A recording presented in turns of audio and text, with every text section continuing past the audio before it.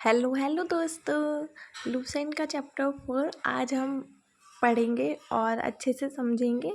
तो आइए देखते हैं। लास्ट 3 चैप्टर हो चुके हैं और आज ये 4th चैप्टर और 5th चैप्टर दोनों हो जाएंगे।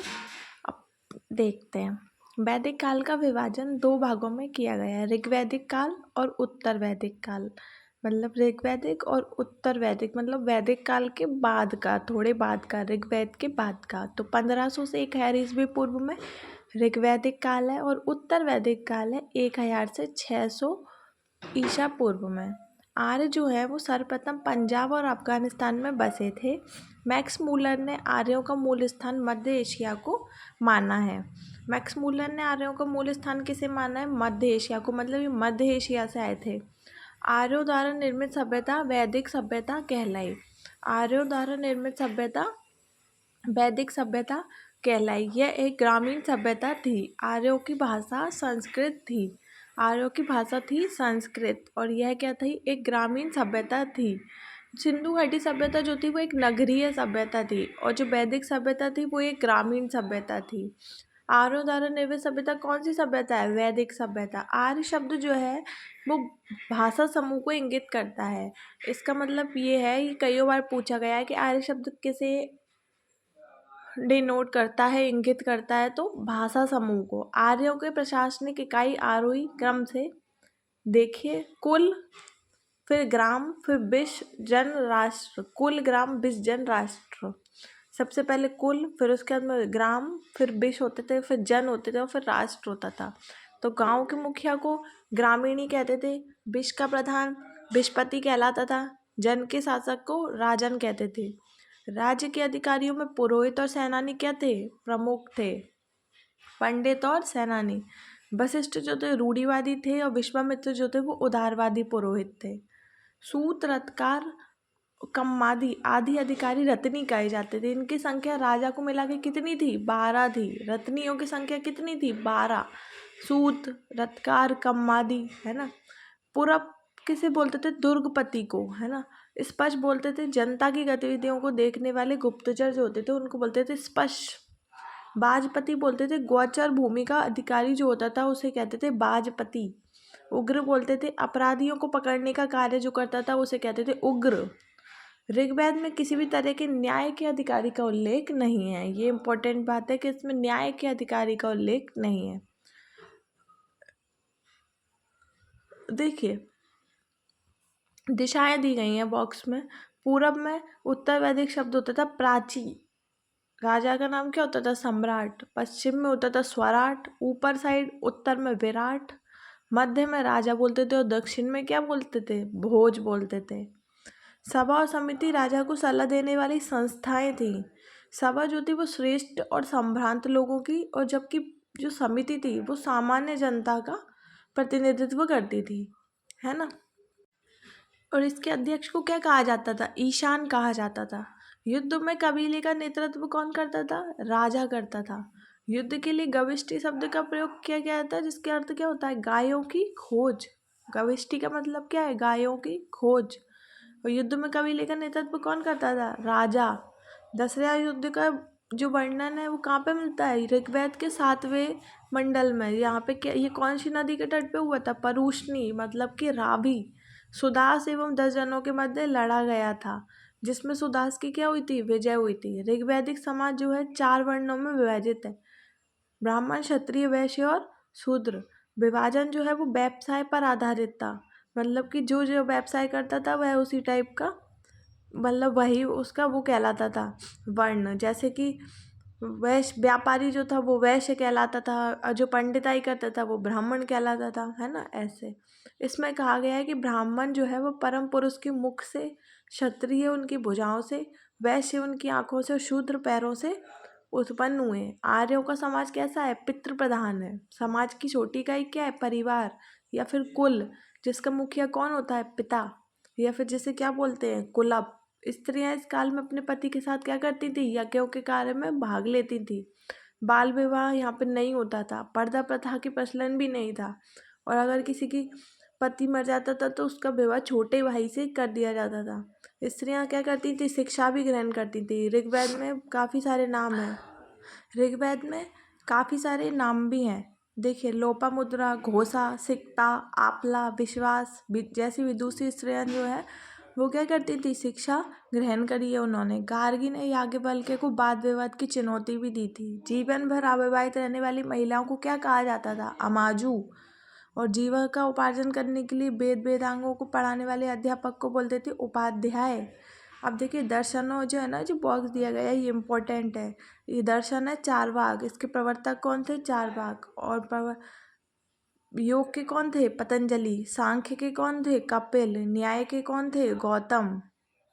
पूर्वी मीमांसा जैमिनी, उत्तर मीमांसा बादरायन, वैशेषिक कनाद, है ना। तो ये क्या है, ये सभी जो है ना वो इम्पोर्टेंट है। अब उपनिषदों की संख्या कितनी है, 108। और महापुराणों की 18। और वेदांग कौन कौन से थे, वो शिक्षा, कल्प, ज्योतिष, छंद, वो सब अपन ने पढ़े थे ना, वो 6 संख्या। वेदांगों की संख्या कितनी है, 6 है। तो अब देखिए, ये वाला पेज हो गया है। और ये काफ़ी इम्पोर्टेंट पेज था, इसमें दी गई जो जानकारी है वो काफ़ी ज़्यादा इम्पोर्टेंट थी। अब आपको ये याद रखना है कि जो सिंधु सभ्यता थी वो नगरीय सभ्यता थी, और जब वैदिक सभ्यता आई वो ग्रामीण सभ्यता हो गई। पर जो स्त्रियों की स्थिति थी वो इस काल में बेहतर थी। यज्ञ, अपने पति के साथ यज्ञ कार्य में भाग लेती थी, बाल विवाह नहीं था, पर्दा प्रथा नहीं थी, है ना। तो ये चीज़ें इसमें काफ़ी ज़्यादा अच्छी थी। तो अब आइए नेक्स्ट देखते हैं। देखिए, नेक्स्ट है, आर्यों का मुख्य कार्य क्या था, मुख्य पेय पदार्थ सोमरस था, जो कि काहे से बनाया जाता था, वनस्पति से। आर्य मुख्यतः 3 प्रकार के वस्त्रों का प्रयोग करते थे, बास, अधिबास और उष्णीस। अंदर पहनने वाले कपड़े को क्या कहा जाता था, नीवी। आर्यों के मनोरंजन के साधन क्या होते थे, संगीत, रथ दौड़, घुड़दौड़, धूत क्रीड़ा। आर्यों का मुख्य व्यवसाय क्या था, पशुपालन और कृषि। महर्षि कर्णाद को भारतीय परमाणुवाद का जनक कहा जाता है। भारतीय परमाणुवाद। गाय को क्या कहा जाता, अगन्य, ना मारा जाने वाला योग्य पशु। यानी गाय की हत्या करने वाला जो होता था ना, उसे या फिर उसे घायल कर, उसको वेदों में पता है मृत्युदंड और देश से निकाले की व्यवस्था की गई थी। आर्यों का प्रिय पशु क्या है, घोड़ा। और सर्वाधिक प्रिय देवता कौन से हैं, इंद्र। आर्यों द्वारा खोजी गई सबसे पहली धातु थी लोहा, जिसे क्या बोलते थे, श्याम अयस। और तांबे को बोलते थे लोहित अयस। भारतीयों को लोहे का ज्ञान ईसा पूर्व 8वीं सदी में हुआ।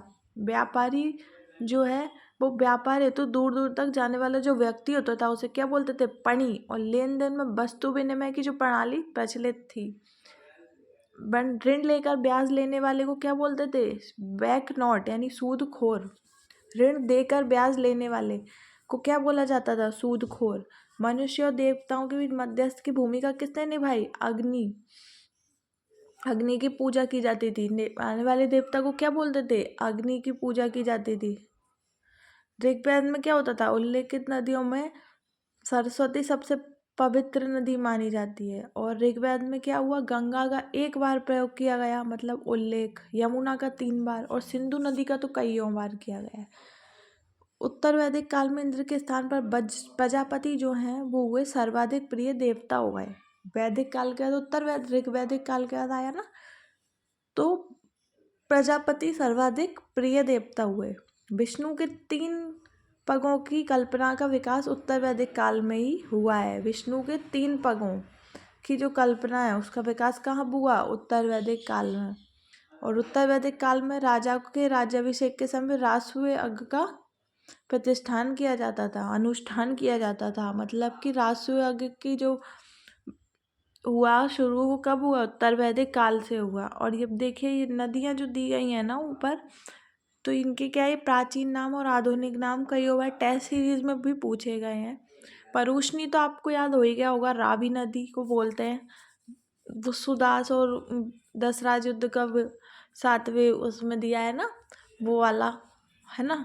देखिए, क्रुप, कुर्रम, कुभा, काबुल, बितस्ता, झेलम, अस्किनी, चेनाब, परूषणी, रावी, शतुद्री, सतलुज, बिपाशा, व्यास, सदानीरा, गंडक, दशदती, घग्गर, गोमती, गोमल, सुबस्तु, स्वात। आप ऐसे ही 3-4 बार पढ़ोगे तो आपको याद हो जाएगा, इतना टफ नहीं है, इजी है।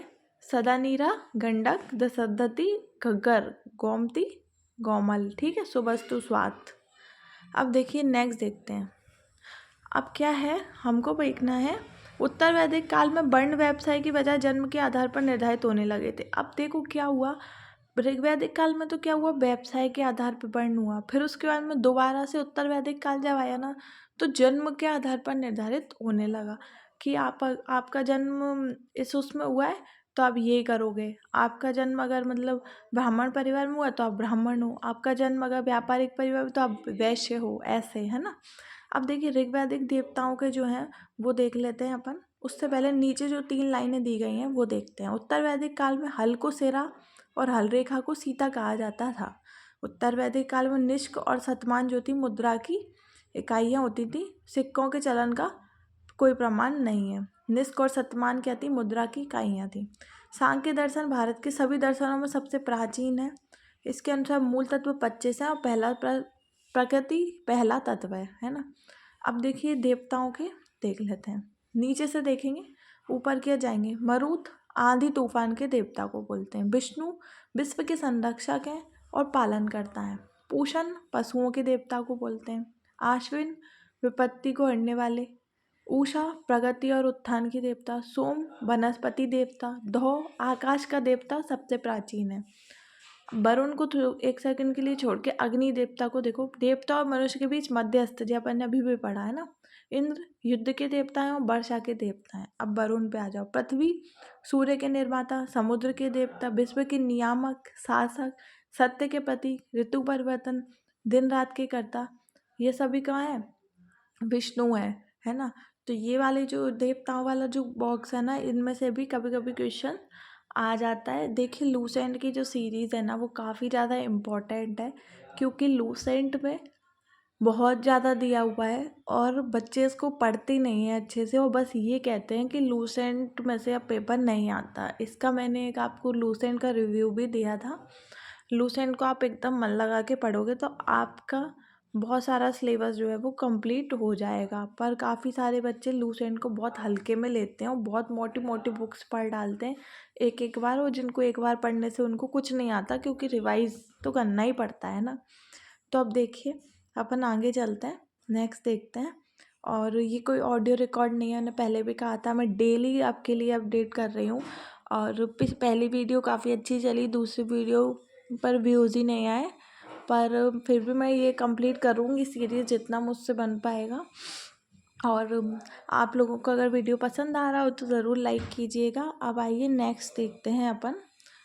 सत्यमेव जयते मुंडोक उपनिषद से लिया गया है। इसी उपनिषद में यज्ञ की तुलना फूटी नाव से की गई है। ईसा पूर्व दूसरी सदी में राजाओं के उपयुक्त यज्ञ वेदी बनाने के लिए आप स्तंभ व्यवहारिक ज्यामिति की रचना की। दूसरी सदी में राजाओं के उपयुक्त यज्ञ वेदी भी बनाए गए, जिनके लिए आप स्तंभ व्यवहारिक ज्यामिति की रचनाएं की गई। गायत्री मंत्र सवित्र नामक देवता को संबोधित है, जिसका संबंध ऋग्वेद से है।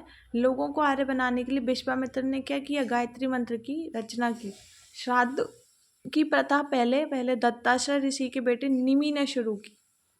श्राद्ध की प्रथा किसने शुरू की, दत्ताश्रय ऋषि के बेटे निमि ने शुरू की। उत्तर वैदिक काल में कौशाम्बी नगर में प्रथम बार पक्की ईंटों का प्रयोग किया गया। पक्की ईंटों का पहली बार प्रयोग कब किया गया, कौशाम्बी नगर में, उत्तर वैदिक काल में। महाकाव्य 2 महाभारत और रामायण। महाभारत का पुराना नाम जय संहिता है, विश्व का सबसे बड़ा महाकाव्य है। गौत्र नामक संस्था का जन्म उत्तर वैदिक काल में हुआ। वेदांत दर्शन के मौलिक ग्रंथ क्या है, ब्रह्मसूत्र या फिर वेदांग सूत्र की रचना किसने की थी, बादरायण ने की थी, है ना। अब महाजनपदों का उदय, ये वाला टॉपिक और हम देखते हैं, और जैन धर्म हम कल पढ़ेंगे। तो आइए देखते हैं। बुद्ध के जन्म के पूर्व 6वीं शताब्दी ईसा पूर्व में भारतवर्ष जो है वो 16 जनपदों में बटा हुआ था। पूरा भारत जो है वो 16 जनपदों में बटा हुआ था। इसकी जानकारी हमें कहाँ से मिली, एक बौद्ध ग्रंथ था अंगुत्तर निकाय, उससे मिली। तो सबसे पहले क्या है, 16 जनपद है, ये इम्पोर्टेंट है। ग्रंथ कौन सा था, अंगुत्तर निकाय, है ना। अब देखिए महाजनपदों के नाम दिए हैं और उनकी राजधानियाँ दी हैं, और कौन से क्षेत्र के आसपास का क्षेत्र था वो भी देखेंगे।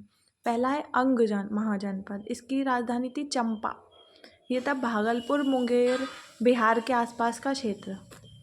मगध गिरिब्रज राजगृह पटना गया बिहार के आसपास का क्षेत्र है ना। काशी की राजधानी थी वाराणसी, वाराणसी के आसपास उत्तर प्रदेश का क्षेत्र। वत्स की राजधानी थी कौशाम्बी, इलाहाबाद के आसपास उत्तर प्रदेश।